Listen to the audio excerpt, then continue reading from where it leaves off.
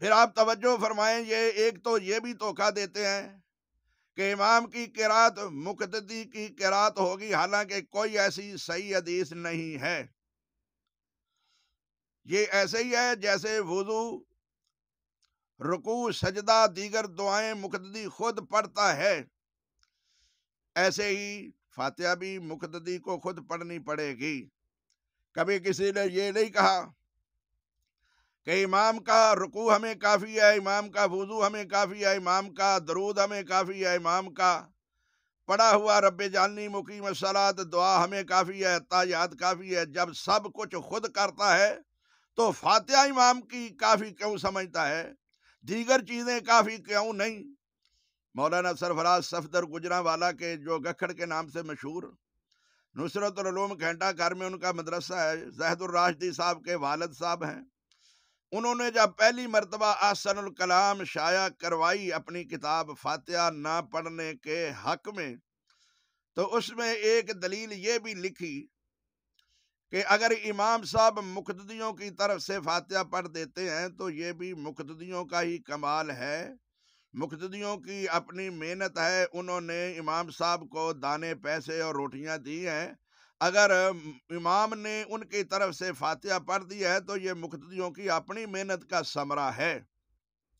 خلاصتاً میں یہ الفاظ بیان کر رہا ہوں،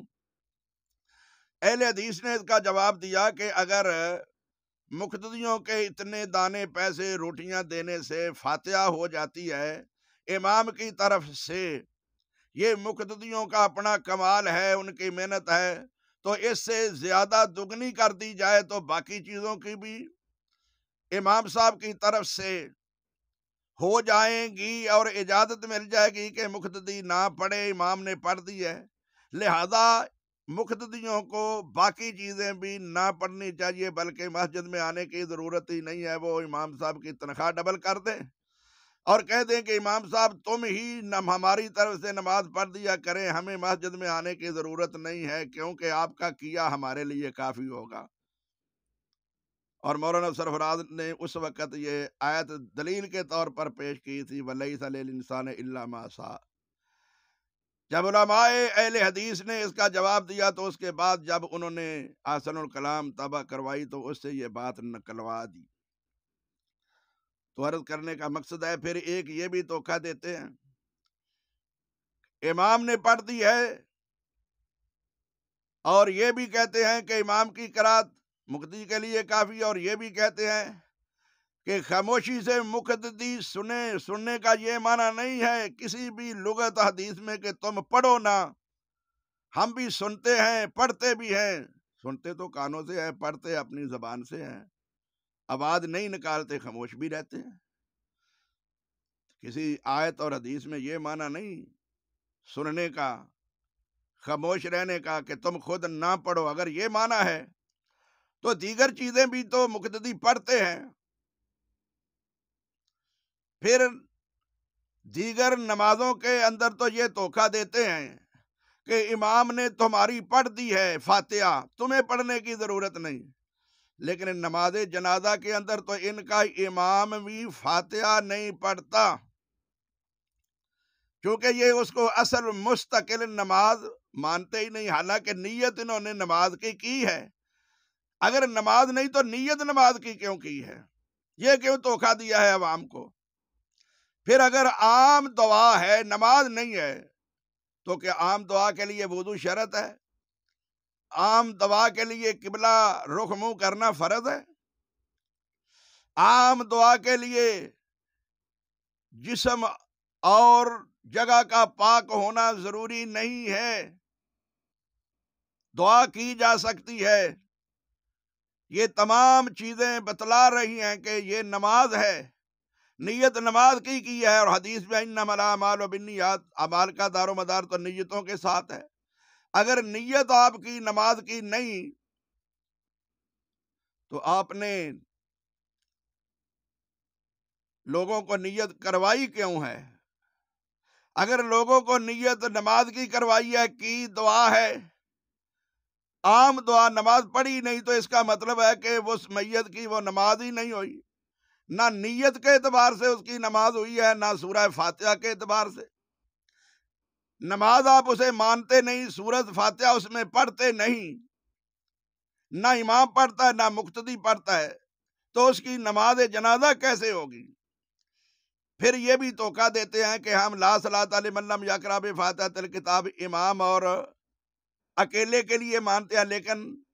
جنازہ میں انہوں نے امام کے لیے بھی نہیں مانی۔ تو اب ان کا یہ بھی توقع واضح ہو گیا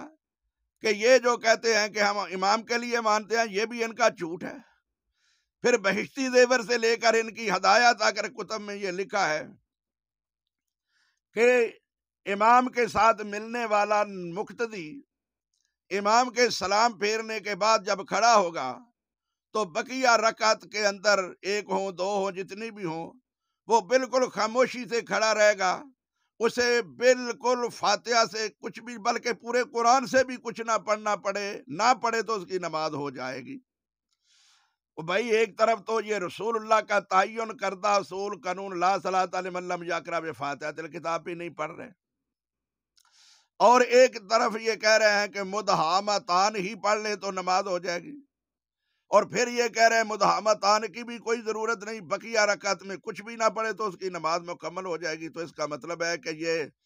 سرے سے اکیلے امام کے لیے بھی فاتحہ نہیں مانتے، ایک بات کہتے ہیں تو دوسری ان کی جھوٹی ثابت ہوتی ہے۔ تو نہ جنازہ میں امام نے پڑھی اور نہ بقیہ رکعات میں مقتدی نے پڑھی، یعنی اس وقت تو مقتدی ہے نہیں، وہ اکیلا ہے، امام صاحب تو سلام پھیر کر چلے گئے، نماز ان کی مکمل ہو گئی، اس کی بقیہ ہے، یہ اکیلا ہے۔ اب اس اکیلے پر بھی نہیں مان رہے، امام پر بھی نہیں مان رہے، تو لا صلاۃ لمن لم یقرأ بفاتحۃ الکتاب سے امام اور اکیلے کے پڑھنے کا دعویٰ بھی غلط ثابت ہوا۔ تو میرے بھائیو آپ سوچیں، حنفی حضرات سوچیں، اہل سنت کہلان والے سوچیں، اشاعت التوحید و سنہ کہلان والے سوچیں کہ ہمارے ساتھ اتنا بڑا ظلم کیوں ہو رہا ہے۔ عنایت اللہ شاہ بخاری نے جب مولانا چراغ دین کا گجرانوالہ میں نماز جنازہ پڑھانا تھا تو انہوں نے اس سے پہلے یہ اعلان کیا تھا کہ بھائی آپ نماز جنازہ میں فاتحہ پڑھیں، عوام سے میں گزارش کرتا ہوں، جمعیت اشاعت توحید و سنہ کے احباب سے خدا را گزارش کر رہا ہوں کہ اگر مولانا چراغ الدین کے نماز جنازہ میں فاتحہ پڑھنی مقتدیوں کے لیے جائز روا ہے تو دوسرے لوگوں کے لیے کیوں نہیں؟ یہ مولانا عنایت اللہ شاہ صاحب بخاری کا فرمان تھا کہ تم نے فاتحہ پڑھنی ہے، اگر مولانا چراغ الدین صاحب کے لیے پڑھی جا سکتی ہے تو عام مقتدیوں کے لیے کیوں نہیں پڑھی جا سکتی؟ میرے بھائیوں اگر حدیث سمجھ کر نہیں تو مولانا عنایت اللہ شاہ بخاری کا فرمان سمجھ کر ہی پڑھ لیں۔